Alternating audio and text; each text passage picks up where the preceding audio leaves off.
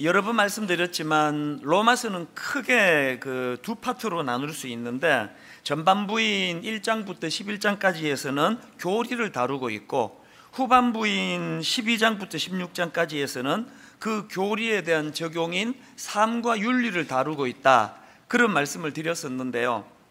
그런데 이 후반부인 12장부터 16장까지를 좀 더 세분해서 설명을 드리자면, 이 후반부는 본론적인 삶과 윤리에 관한 실제적인 내용은 지난주까지 살펴보았던 로마서 15장 13절까지로 끝나고요. 이제 오늘부터 살펴보게 될 로마서 15장 14절부터는 이제 이 로마서 전체에 대한 결론이다, 이렇게 받아들이시면 됩니다. 그렇기 때문에 이제 로마서 15장 14절부터는 저자인 바울의 개인적인 이야기, 그리고 또 개인적인 어떤 심정, 이런 내용들이 이제 쭉 열거가 되는 것을 볼 수가 있는데요. 저는 이 바울 개인의 이야기와 심정을 다룬 이 오늘 본문 이후의 그 결론 부분도 참 은혜가 됩니다. 예를 들면은 오늘 본문에 보면은 바울이 개인적으로 무슨 얘기를 하는가 하면은 자기가 왜 이 로마서를 집필하게 되었는지 그 이유를 쭉 이제 설명하는 것을 볼 수 있는데, 저는 거기서 은혜를 많이 받았습니다. 왜 이게 감동이 되는가 하면은요, 이제 먼저 바울이 왜 이 로마서를 집필하게 됐는지에 대해서 두 가지 이유를 들어서 설명하려는 것을 볼 수가 있는데요. 첫 번째 이유가 뭐냐? 자, 14절 15절 앞부분을 보십시오. 내 형제들아, 너희가 스스로 선함이 가득하고 모든 지식이 차서 능히 서로 권하는 자임을 나도 확신하노라. 로마 교회가 이미 참 성숙하다는 걸 여기서 지금 칭찬하는 것을 볼 수가 있는데요. 그러고는 바로 그 다음에 그러나 내가 너희로 다시 생각나게 하려고, 이미 너희들이 복음을 들었고 복음대로 살고 있고 그렇게 성숙한 것들이 많은 걸 내가 알고 있지만, 내가 왜 당신들에게 이 로마서를, 여러분 그 주옥 같은 복음의 내용을 담은 로마서를 편지를 보내주기를 원하는가 하면, 내가 너희로 다시 생각나게 하려고. 이게 굉장히 중요한 포인트입니다. 이미 오래전에 예수 믿고 또 나는 복음을 잘 안다고 생각하는 여기 계시는 오래 믿은 성도님들, 또 교회 중직자들이 이 바울의 정신, 나는 복음을 잘 알지만, 그리고 또 나름 복음대로 살려고 애쓰지만, 그럼에도 불구하고 나는 늘 복음 가까이 하기를 원한다, 나는 복음 듣기를 원한다. 왜? 그렇게 함으로 너희로 다시 생각나게 하려고. 전 이런 생각을 합니다. 한국 교회가 살아나기 위해서 제일 먼저 해야 되는 게 뭐냐 하면은요, 오래 예수 믿은 또 저 같은 목사, 교회의 중직자들, 그들이 바로 이 정신을 회복하는 거예요. 난 다 안다 이런 생각하지 말고 늘 복음을 가까이 듣고 가까이 하고, 그래서 바울이 로마서를 쓴 이유로 설명하는 것처럼 너희로 다시 생각나게 하려고. 이런 면에서 저는 지금 우리 교회가 강조하고 있는 전도 폭발 훈련, 많은 분들이 여기에 참여했으면 좋겠습니다. 꼭 전도 왕을 만들기 위한 게 아니에요. 계속 내가 복음을 전하려면 어떻게 해야 됩니까? 복음의 기술을 계속 듣고 외우고 자기가 먼저 그것을 인식하는 거 아닙니까?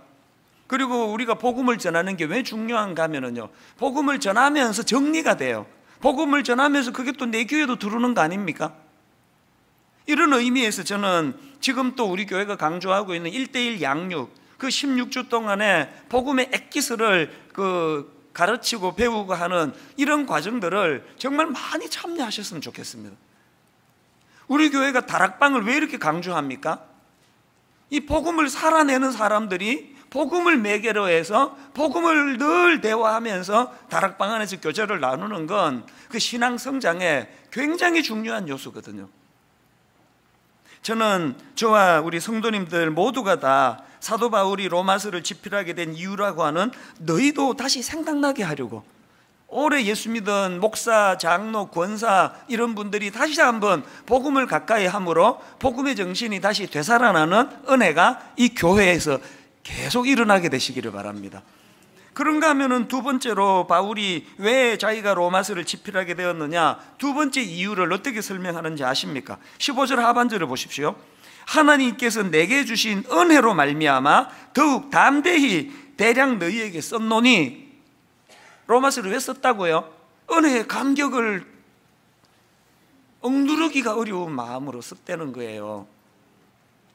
제가 이 바울이 참 부러운 것이요, 그리고 또 바울에게서 제가 정말 배우고 싶은 게, 바울은 자신이 행하는 모든 행동의 동기가 다 은혜에 대한 감격이에요. 이 은혜에 대한 감격이 동기가 돼서 행하는 행동들이 거기에 얼마나 역동적이고 에너지가 넘치겠습니까? 뭐 이런 말들 하지 않습니까? 자녀 교육할 때 머리 좋은 놈은 노력하는 놈 못 당하고, 노력하는 놈은 즐기는 놈 못 당한다. 이상하게 꼭 이럴 때 놈 그러더라고요. 그러나 저는 나이가 들어갈수록 이거 정말 이것만큼 진리가 진리 아닙니까? 아무리 머리 좋아도요, 노력하는 사람 못 당합니다. 그리고 또 내가 뭐 노력을 하려고 해도 내가 즐겁지 않은데 한계가 있는 거 아닙니까? 바울을 보면은 자기 모든 행동의 그 출발점이 복음에 대한 감격이기 때문에 즐거운 거예요. 기쁜 거예요. 사실 여러분, 이 로마서 우리 이번에 공부해봐서 알지만요, 남이 쓰다 놓은 그 공부하는데, 읽는데도 이렇게 어려운데 이걸 지금 집필한다고 했을 때 이게 얼마나 어려운 작업이었겠습니까? 근데 바울이 이걸 너무나 기쁘게, 너무나 즐겁게 할 수 있는 건, 그렇게 하게 된 동기가 은혜에 대한 감격이.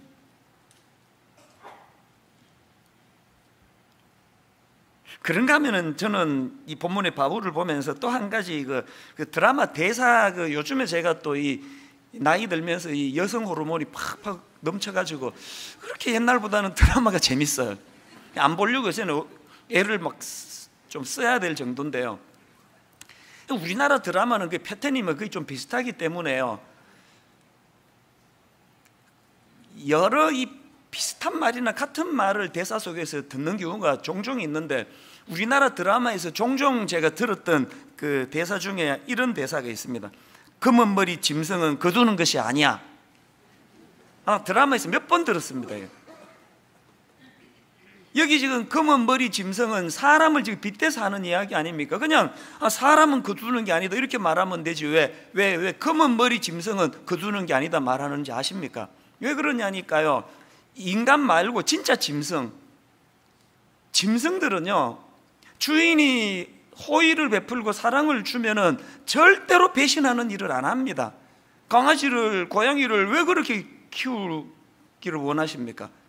키워보면은 진짜 네 발로 걷는 짐승들은요, 그 주인의 호의를 절대로 배신하지 않아요. 여기에 반해가지고 이 머리 검은 짐승이라고 하는 우리 인간들은요, 사실 저도 많은 사람을 상대하다가 보니까 그 뭐 이렇게 딱 말하고 표현하진 않지만 제 마음으로도 그 대사가 불쑥불쑥 떠오를 때가 많은 게 사실이에요. 섭섭할 때가 많은 거 아닙니까?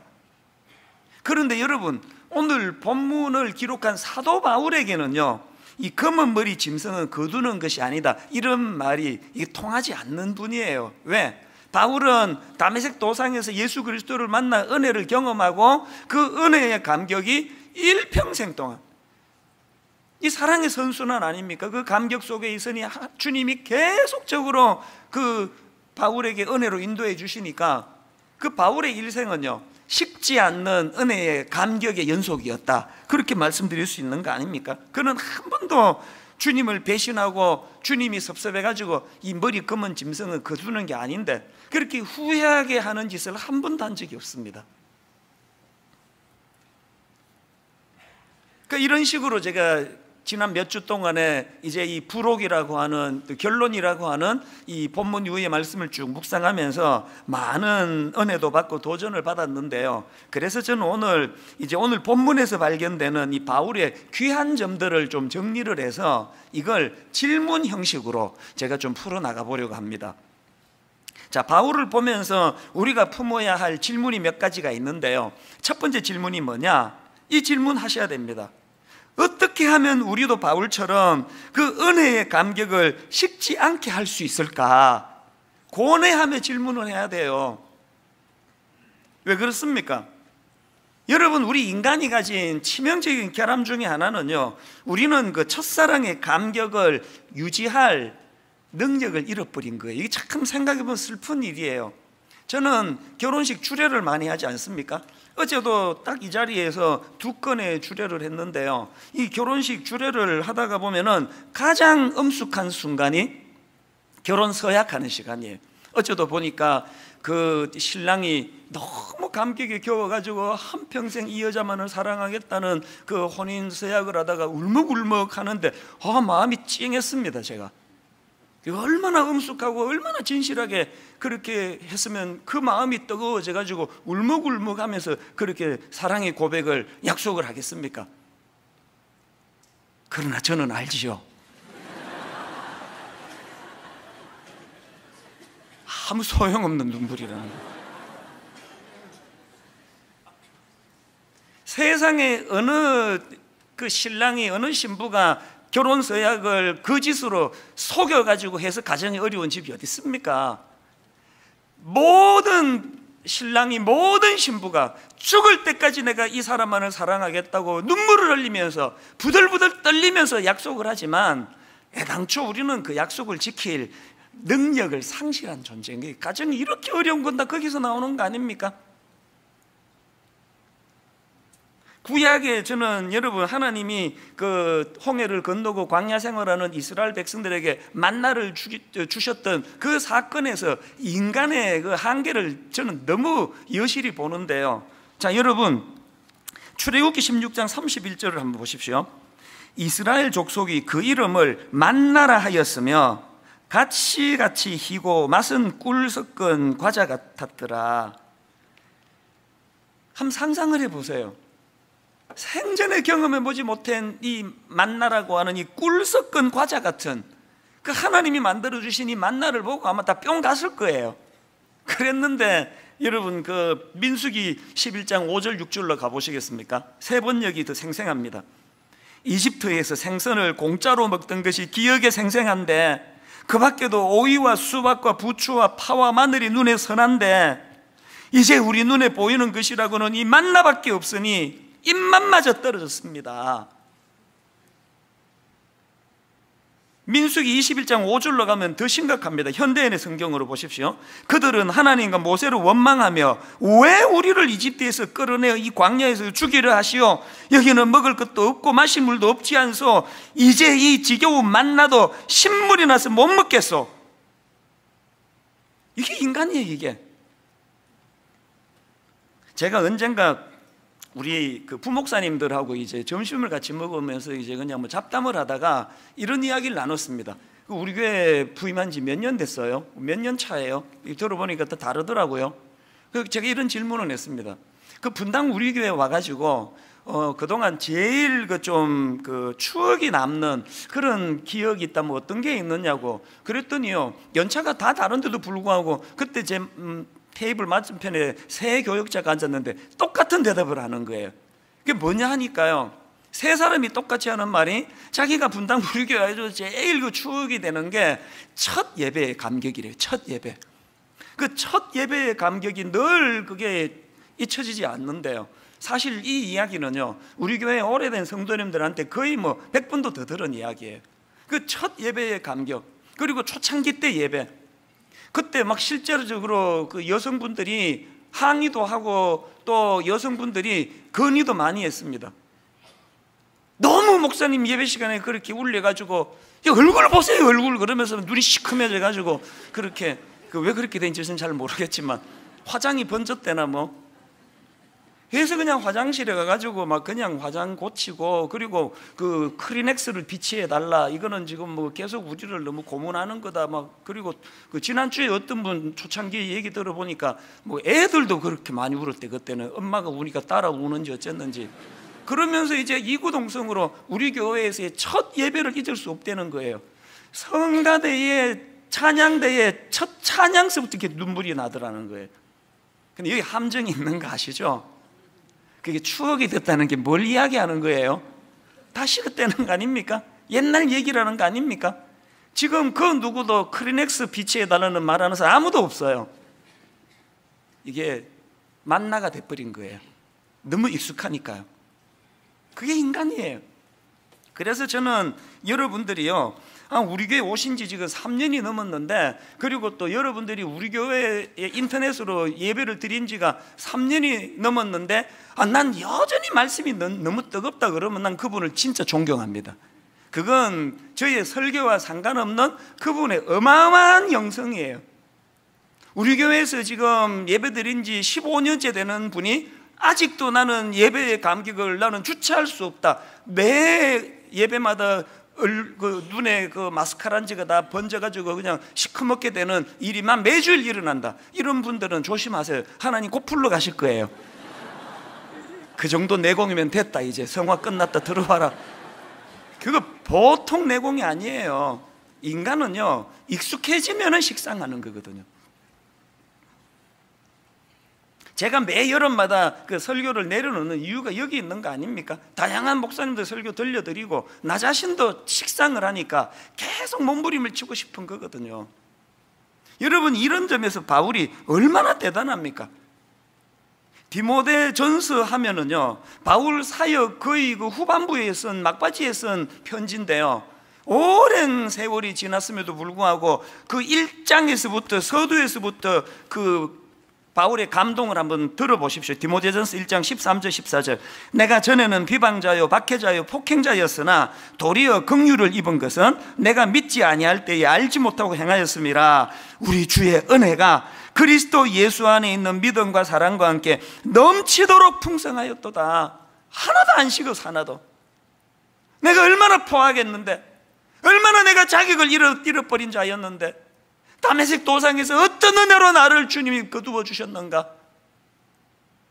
넘치도록 풍성한 이 사랑, 이 은혜, 이 감격. 여러분, 이거 우리 안간힘을 써서 회복해야 돼요. 왜 회복해야 되는지 아십니까? 구약에 그 남유다 아사왕이라고 있는데요, 역대하 14장에서 막 하나님께 엄청 은혜를 받고 감격을 경험합니다. 구스왕 세라가 군사 100만을 거느리고 침략해 오는데요, 그 당시 이 아사왕이 갖고 있는 군사력으로는 그 침공해온 그 구스왕 세라를 이길 수 있는 확률이 1%도 안 돼요. 이 큰일 났습니다. 너무 두려워가지고 하나님께 눈물로 부르짖거든요. 역대하 14장 11절. 아사가 그의 하나님 여호와께 부르짖어 이르되 여호와여, 힘이 강한 자와 약한 자 사이에는 주밖에 도와주리가 없사오니 우리 하나님 여호와여, 우리를 도우소서. 간절하게 기도합니다. 하나님이 그 기도를 받으시고요, 있을 수 없는 결과를 주신 거예요. 도저히 이길 수 없는, 이거는 뭐 기적이라는 말밖에 할 수 없는 그런 하나님께서 놀라운 결과를 허락해 주시니까요, 막 그 감격이, 은혜에 대한 감격이 넘쳐가지고요, 바로 그 다음 장 15장에 보면은 아사왕은 우상을 제거하고 영적인 개혁을 단행하고 하나님의 사람이 뭐라고 충고하는 거 그대로 다 수용하고 막 너무너무 놀라운 그런 뜨거운 삶을 살아요. 이게 14장 건너 15장의 모습이고요, 딱 한 장 건너 16장에 가면 이게 다 식어 빠진 아사왕이 나옵니다. 16장에서 북이스라엘 왕이 유다를 공격해 오는데, 그랬더니 아사왕이 하나님을 의지하기보다는 아람왕 베나닷을 의지해가지고 곳간의 은금을 아람왕 베나닷에게 갖다 바치면서 도움을 청합니다. 하나님은 그거 제일 싫어하시잖아요. 도움을 구할 여호와 하나님은 배제하고 어떻게 이 눈에 보이는 인간 실력자에게 그러느냐고. 그래가지고 하나님이 선견자 하나냐를 보내가지고 경고의 말씀을 주십니다. 그랬더니 이 아사왕의 반응이 어땠는지 아십니까? 역대하 16장 10절을 보세요. 아사가 노하여 선견자를 옥에 가두었으니 이는 그의 말에 크게 노하였음이며 그때에 아사가 또 백성 중에서 몇 사람을 학대하였더라. 세상에 14장에서 그렇게 놀라운 은혜의 감격이 가슴이 터질 것 같은 은혜를 경험하고 15장에서 하나님의 사람이 뭐라 얘기하니까 다 수용하고 종교개혁을 단행하고 했던 그게 불과 한 장 앞인데, 어떻게 그 다음 16장에서 이렇게 그냥 하나님의 사람을 옥에 가두고 바른 소리 한다고 그냥 분노하고, 이거 어쩌다 이렇게 됐느냐? 자료 보니까 뭐 많은 분석이 있는데요, 그다 부질없는 분석이에요. 그 많은 분석 필요 없고요, 간단해요. 그게 그냥 인간인 거예요. 인간. 그게 인간인 거예요. 조금 전에도요, 예배 마치고 그 초신자분이 오셨는데 너무너무 가슴이 뜨겁고 지금 투병 중인데 하나님이 자기를 어떻게 만져주시고 금요 기도회에도 나오신다네요. 금요 기도회에 와서 하나님이 어떻게 섬세하게 인도하시고, 저는 한 4, 50년 믿은 분들에게 근래 이런 얘기 잘 듣지를 못했는데요, 여러분, 우리가 바울처럼 안간힘을 써서 이 은혜의 감격을 회복하지 않으면 아사처럼요, 이 아사왕처럼 제가 보니까요, 은혜의 감격이 식은 사람들은 걸핏하면 이게 분노가 자꾸 생겨요. 아사가 노하여 자꾸 화가 나는 분 계세요. 그것이 은혜가 식었다는 뜻이에요. 누가 뭐 어지간하게 뭐 자기를 찝쩍거려도 옛날에 은혜가 막 다 감싸버렸잖아요. 그 부부 싸움이 뭐 구약의 솔로몬 왕을 봐도 결국 초심을 못 잡은 거, 구약의 사울 왕을 봐도 그 처음에 그 뜨거움을 그 놓쳐버린 거, 심지어는 우리가 존경에 맞지 않는 다윗 왕도 마찬가지 아닙니까? 여러분 생각해 보세요. 다윗이 지금 물맷돌로 골리앗을 물리치고 막 가슴이 터질 것 같은 은혜의 감격을 하고 있는데 어떤 여자가 저기서 벌거벗고 목욕하는 것을 옥상에서 다윗이 봤다. 다윗이 그날 그런 죄 지었을까요? 저는 아니라고 생각해요. 그 감격이 식어버리니까 유혹에도 그렇게 쉽게 넘어가는 거 아니겠습니까? 그렇기 때문에 여러분, 우리가 바울처럼 세월이 흘러도 은혜에 대한 감격이 식지 않기 위해서 기도해야 돼요. 구해야 돼요. 그리고 베드로전서 5장 12절의 권면을 잊으시면 안 됩니다. 내가 신실한 형제로 아는 실로아노로 말미암아 너희에게 간단히 써서 권하고 이것이 하나님의 참된 은혜임을 증언하노니, 그 다음 들어보세요. 너희는 이 은혜에 굳게 서라. 너희는 이 은혜에 굳게 서라. 그런가 하면은 사도 바울을 보면서 던져야 되는 두 번째 질문이 뭐겠습니까? 이 질문 하셔야 돼요. 어떻게 하면 우리도 바울처럼 은혜의 감격을 이 사명으로 연결시킬 수 있을까? 바울의 위대함이 전 이거라고 생각합니다. 16절을 보세요. 이 은혜는 곧 나로 이방인을 위하여 그리스도 예수의 일꾼이 되어, 은혜의 감격을 바울은 사명으로 연결시키는 거예요. 다메섹 도상에서 주님이 어떤 은혜를 내게 주셨던가 그 가슴만 자꾸 뜨거워지는 게 아니라 그 일을 통하여 이방인들을 주님 앞으로 인도하는 사명자로 부르셨다는 걸 같이 기억하는 거예요. 제가 이번에 살을 좀 뺐잖아요. 좀이 아니고 많이 뺐거든요. 힘 하나도 안 들이고. 지금 원리를 이제 공부를 해보니까요, 모든 종류의 다이어트는 딱 하나예요. 딱 하나. 두 가지네요. 하나는요, 나쁜 거 안 먹고 좋은 거 먹는 거예요. 가려서 먹는 게 다이어트에 가장 중요하고요.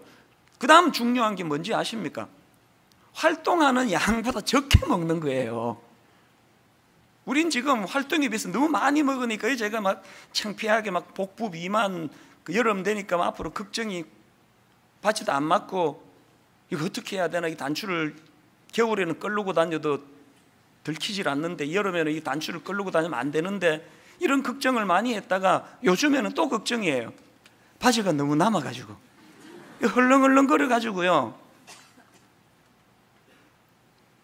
제가 그 공부를 좀 했거든요. 활동하는 양보다 음식 적게 먹으면 돼요. 반대로 먹은 만큼 활동하면 되더라고요. 그래서 요즘에 제 아침에요, 한 6시, 어떨 때 5시 40분에 교회를 갑니다. 10분이면 가는 거리예요. 걸어가면.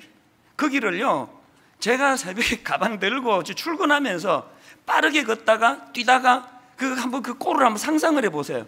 50대 아저씨가 지금 출근하면서 확 뛰다가 빠르게 걷다가 또 성도도 종종 만나요. 한 40분씩 아침에 그렇게 뛰어서 사무실 들어가거든요. 왜 그렇게 할까요? 먹은 것보다 활동을 더 많이 하려고 그런 거예요. 오늘 우리가요, 영적으로 복부 비만인 거 아시죠?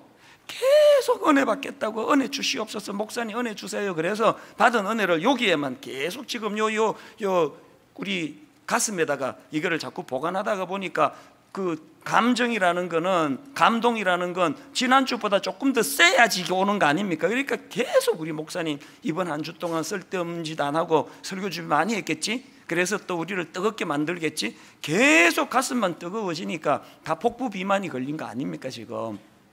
바울이 우리에게 보여주는 중요한 메시지가 뭐예요? 바울은 은혜의 감격을 고여두지 않고 사명으로, 이거를 계속 사명으로. 그 페이스북 창업자 마크 저커버그라고, 그 이분 그 세계적으로 유명한 분인데요. 이분에게 굉장히 그 재밌는 특징이 하나 있는데, 옷을 딱 한 벌만 입는다는 거예요. 회색 티셔츠 딱 한 벌만. 전 세계에서 제일 부자 중에 하나라고 하는 이분이요, 옷 딱 한 벌 같은 색깔이에요. 그래서 이제 언젠가 그 페이스북 사용자들하고 그 질의응답하는 행사에서 누가 직구전 질문을 했습니다. 이렇게 질문했습니다. 아니 당신은 왜 매일 똑같은 티셔츠만 입습니까? 그 다음 질문도, 그 입고 있는 그 티셔츠가 다 한 벌입니까? 여러 벌 같은 색깔입니까? 그런 질문을 했는데요, 저는 이분의 대답이 너무나 감동적이었습니다. 왜 맨날 똑같은 옷 하나만 입고 다니느냐고, 티 하나만 입고 다니냐는 질문에 대한 대답을 한번 들어보십시오. 저는 최대한 단순하게 살려고 노력하는데요, 가능한 한 다른 모든 의사결정을 최소화하고 우리 페이스북 커뮤니티를 위한 일에만 집중하고 싶기 때문입니다. 여러 심리학 가설들은 말합니다. 사소한 의사결정들, 예를 들면 뭘 입을지, 뭘 먹을지 등등에 대한 것들도 피로가 쌓이게 되고 에너지를 소모시킨다고요. 저는 매일 10억 명이 넘는 분들에게 도움을 제공하는 일을 하는데, 제가 조금이라도 제 에너지를 사소한 개인사에 낭비하고 싶지 않습니다. 이런 생각으로 저는 저의 모든 에너지를 최고의 제품과 서비스를 만들고 우리들이 우리의 목적을 달성할 수 있도록 도우며 그들이 소중한 사람들과 연결하는 일을 돕는 우리의 미션을 달성하기 위해 바치기를 원합니다. 이게 매일 회색 티셔츠만을 입고 다니는 이유입니다. 저는 그 글을 받고 진짜 도전받았습니다. 에너지를 조금이라도 쓸데없는 데 낭비하고 싶지 않아가지고, 옷 고르는 데조차도 에너지를 쓰고 싶지 않아가지고 한 가지 옷만 입는다는 이 사업하는 이 사람의 그 정신을, 저는 목사 아닙니까? 영혼을 섬기는 일 아닙니까? 내가 얼마나 그동안 사소하고 쓸데없는데 에너지를 낭비했는지를 철저하게 제가 반성하게 되더라고요. 예전에는요, 무슨 SNS에서 누가 저를 모함하나, 또 뭐 오해해가지고 저에 대해서 그 글을 잘못 쓰면은 그거 내가 친절하게 그거 아니라고 다 달아주고 옛날에는 그랬거든요. 지금요, 자체를 보지를 않아요. 누가 모함을 하건 누가 저를 오해를 하건 그거에 내가 에너지를 쓰고 싶지 않다는 의지를 제가 가지는 거예요. 여러분 그 교회 생활 하다가 누가 여러분과 좀 성격이 좀 안 맞아가지고 뭐라고 좀 삐져 있는 거, 그게 그렇게 신경이 쓰이세요? 그 누가 여러분 뒤에서 뭐 그냥 여러분 한마디 뭐 욕을 했다, 막 거기에 막 온 에너지가 다 가 있다는 건 뭘 의미합니까? 에너지 쓸 데가 지금 별로 없다는 거 아닙니까? 진짜 은혜의 감격이 여러분 회복되기를 원하십니까? 그 에너지를 사명으로 써요. 사명으로. 어떻게 해서든지 아끼고 줄이고 쓸데없는 데 에너지 쓰지 말고. 그러고 있는데 지난 어제 참 저 하나님이 놀라워요. 지금 이런 것들로 제가 지금 말씀을 준비하고 있는데, 바로 우리 그 교구 목사님이, 국내 선교부 담당 목사님이 메일하고 사진을 보내왔는데요, 거기에 제가 그 찡한 감동을 받은 포인트 하나가 있는데요, 어제 이제 우리 교회 이웃사랑부 도배팀하고 또 사역반 훈련생 분들 한 60여 명이 지방에 이제 어느 교회로 섬기고 온 모양이에요. 그 시골 교회 얼마나 환경이 열악합니까?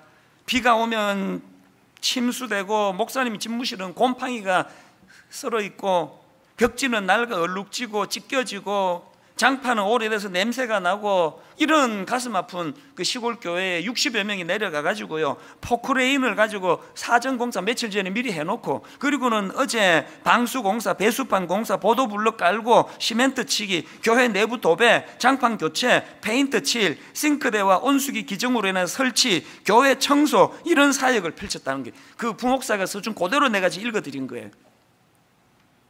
12시간을 그렇게 노동을 하고 왔는데요, 이분들이 그런 일이 자기들 직업이 아니다 보니까 허리를 못 펴겠더래요. 근데 여러분, 그 메일에서 제가 감동을 받은 부분이 어느 부분인지 아십니까? 이 대목이에요. 이런 글이 있더라고요. 그런데 목사님, 감사한 것은 책임을 맡은 그 팀장님이 말씀하시기를 힘든 사역이었지만 이런 기분은 처음이다라고 하시며 매우 행복해 하십니다. 팀장님 뿐만 아니라 섬기시는 모든 분들의 표정 속에서 그 수고에 따른 감사와 행복이 느껴집니다. 이게 너무 제가 감동이 되더라고요. 그 왜 12시간 그거 무슨 돈 한 푼 나오지 않는 시골 교회 가가지고 허리를 못 펼 정도로 막노동을 하고 죽을 것 같은데 왜 기쁨이 밀려오는 거예요? 왜 그 감동이 그렇게 자꾸 자기를 행복하게 하는 거냐고요? 왜냐고요?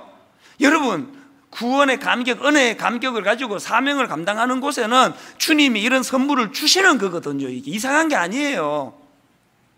맛보고 계세요, 이런 거? 그 왜 자꾸 인생이 이렇게 권태스러우세요? 그렇게 다 갖추고 계시면서 쓸데없는 에너지 줄이고 사명을 감당, 사명.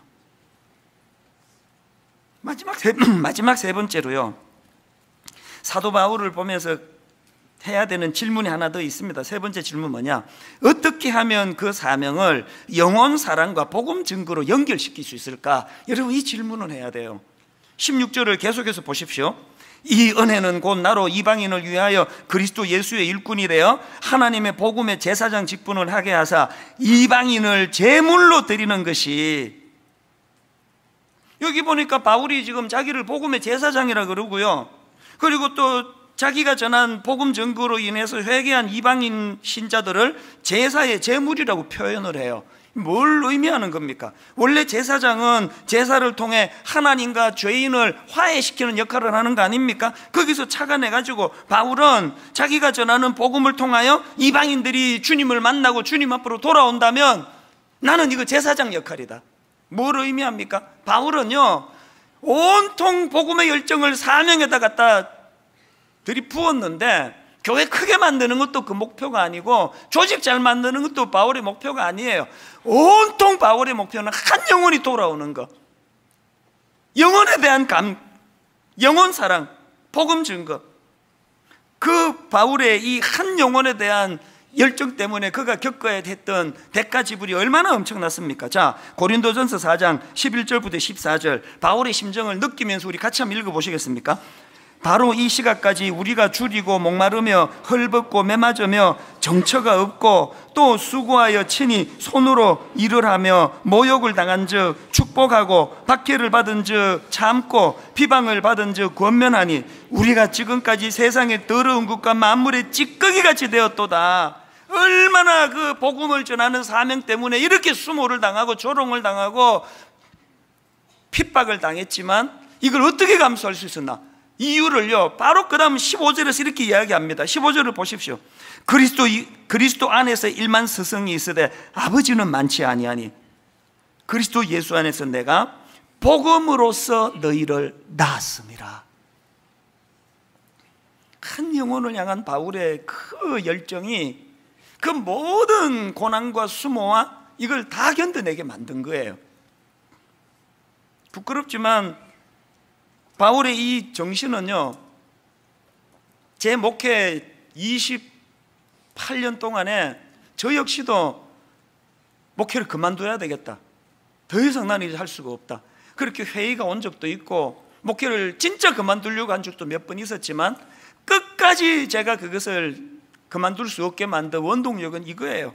오늘 내가 이 작은 수고를 통해 바울이 고백한 것처럼 그리스도 예수 안에서 내가 복음으로서 너희를 낳았음이라. 우리 교회에서 예수님을 만나고 우리 교회에서 첫사랑이 회복이 되고 우리 교회에서 죽은 고목 같은 그 오래 믿은 그 성도들 심령수의 복음의 꽃이 피어나는 이런 일만 가능하다면 하나님, 제가 이것을 잘 견디기를 원합니다. 견뎌내기를 원합니다. 그러면서 여기까지 온 거예요. 아까 결혼식 말씀을 드렸지만요, 다 아시지만 제 주례는요, 무슨 본문을 쓰든지 내용이 사실은 똑같아요. 본문만 다 다르지 주례 내용은 똑같아요. 그래서 아마 우리 교회에 오래 다니신 분들은 제 주례 설교를 다 외우시는 분도 계실 거예요. 제가 왜 똑같은 주례를 하는지 아십니까? 두 가지 이유가 있어요. 지난주에 그 신랑 신부한테 내가 최고의 주례사로 말씀으로 권면을 했으면 이번 주에는 그것보다 좀 약한 걸로 전하기가 싫은 거예요. 가장 좋은 걸로 축복하고 싶은 게 하나 있고, 더 큰 이유가 뭔지 아세요? 여러분, 제 결혼 주례 설교의 핵심은요, 교회에 생전 처음 와보는 축하객들, 교회에서 상처받아가지고 교회를 떠났다가 지금 20년 만에 교회 문턱을 처음 밟아보는 사람들, 이런 믿지 않는 사람들에게 오늘 제 이 주례 설교가 그들에게, 야, 이 교회가 이게 좋은 데구나, 이게. 모든 관심은 거기에. 우리 성도가 뭐 같은 거 한 100번 들어가지고 좀 지루하면 뭐 할 수 없는 거 아닙니까?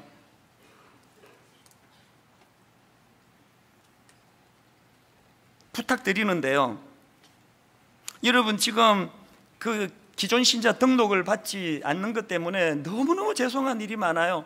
저한테 눈물의 편지 제가 받은 것만 해도 지금 뭐 얼마나 많은지 모르고요. 여러분, 기존 신자 등록을 받지 못하는, 또 등록하지 못하는 그 아쉬움과 아픔이 너무 크다는 거 제가 알지만요, 부탁합니다. 그 여러분의 그 아쉬운 마음을 여기 우리 지금 드림센터에서 분립개척교회 한 층을 지금 쓰고 있지 않습니까? 그리로 가세요. 그 양주성 목사 정말 좋은 종이고요. 그리고 더 중요한 거는 거기 가면은 사명이 있어요. 할 일이 있습니다. 내가 얼마나 은혜를 누리는, 예배를 드리는 것보다 더 중요한 거는 내 사명이 있는 그곳을 찾는 거거든요. 결론을 이렇게 맺기를 원합니다.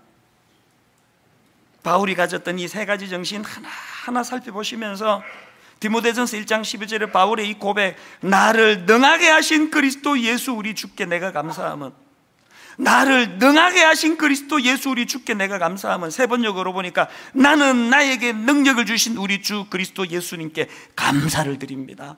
사명을 감당할 때 어떤 능력을 주님이 주시는가를 경험하며 누리며, 그래서 여러분 인생에 권태감이라는 것은 자리 잡지 못하는 은혜가 주는 사명으로 회복하는 저와 여러분 되시기를 주님 이름으로 축복합니다. 오늘 설교 제목이 뚜렷한 이유인데요, 로마서를 기록한 이유를 가지고 제가 이 제목을 정했지만 우리 인생도 뚜렷한 이유가 있기를 원합니다. 오늘 말씀을 기억하시면서 우리 찬양,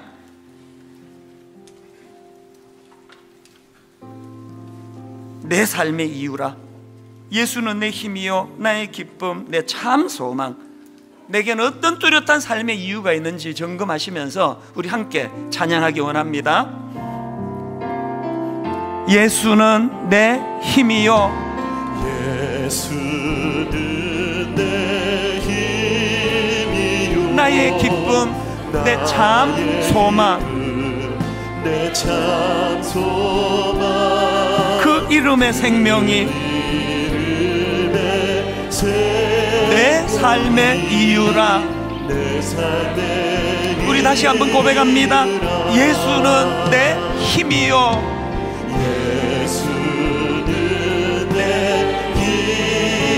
나의 기쁨, 내 참 소망, 그 이름의 생명이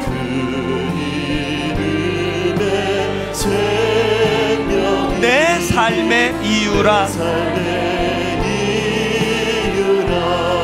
오직 주만 따라갑니다. 오직 주만 따라갑니다. 오직 주만 높임 받으소서. 오직 주만 높임 받으소서. 내 평생에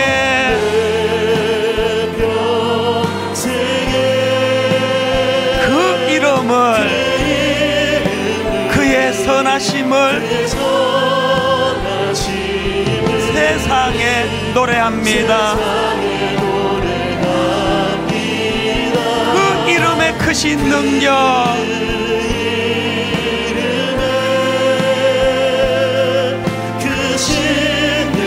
영원한 생명이 내 삶의 이유라.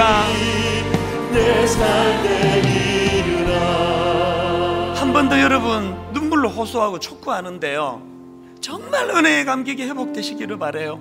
그리고 그 은혜의 감격을 내 사명으로 연결시키고 영혼을 살리는 일로 연결시키면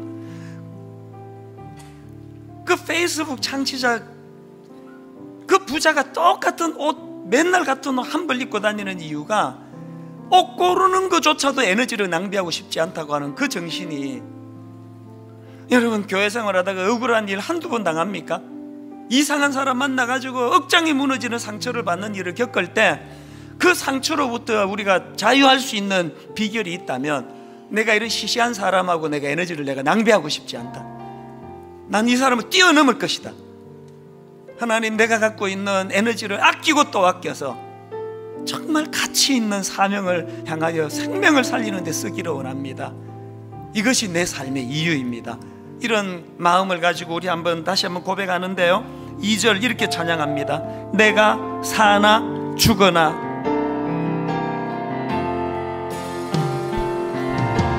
내가 사나 죽으나 그 이름을 위하여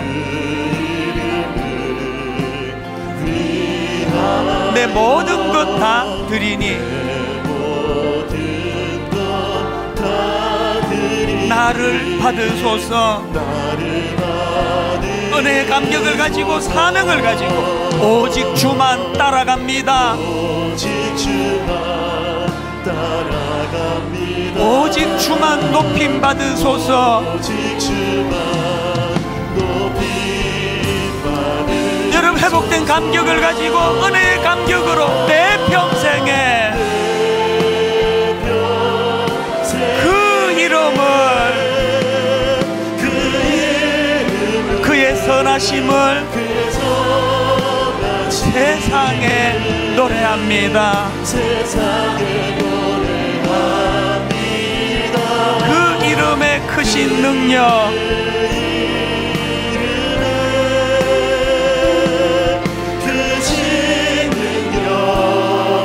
영원한 생명이 내 삶의 이유라. 우리 다시 한번 선포할까요? 오직 주만 따라갑니다. 오직 주만 따라갑니다. 오직 주만 높임 받으소서. 오직 주만 높임. 우리에게 이 사명이 있다면, 이 꿈이 있다면 내 평생에 그의 이름을,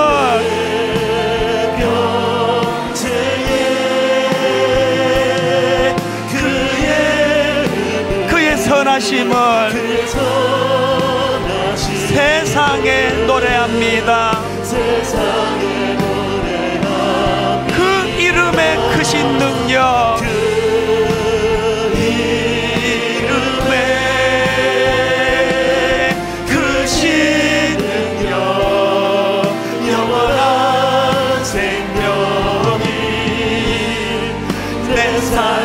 예수 이름 높이세, 예수 이름 높이세. 능력의 이름, 예수 이름 높이세. 구원의 이름, 예수 이름을 부르는 자,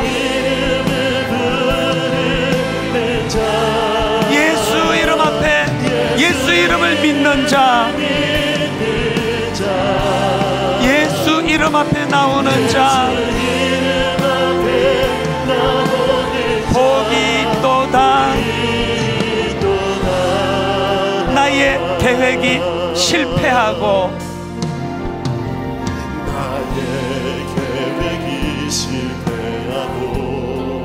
나의 소망이 끊어질 때, 여러분 그럴 때 어떻게 해야 됩니까? 삶의 주관자 되신 그분 앞에 나의 무릎을 꿇어 경배하네. 이렇게 고백하시겠습니까? 나의 삶을 그분께 맡길 때. 이거 경험하십니까? 비로소 나의 마음 평안해. 구원의 반석 되신 예수의 이름은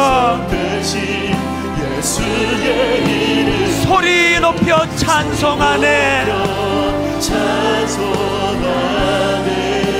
선포합니다. 예수 이름 높여 높이세.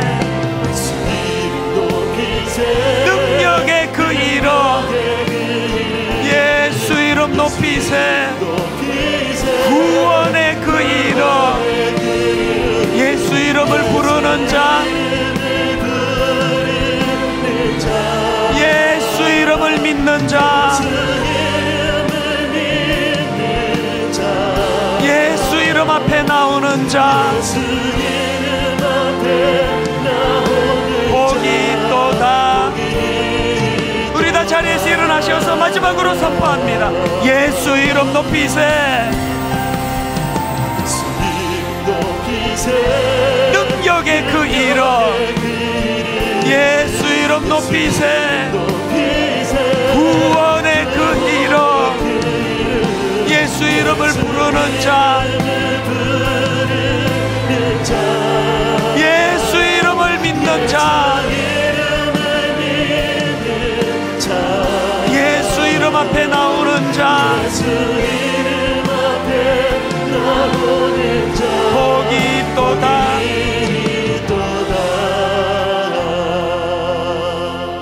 살아계신 하나님 아버지, 오늘 예배하는 가운데 마음에 허무함이 밀려드는 사람, 그렇게 은혜를 많이 받고 감격을 누렸음에도 그것 다 빠져나가고 은혜의 감격, 구원의 감격이 식어 냉랭한 가슴으로 함께 예배를 드리는,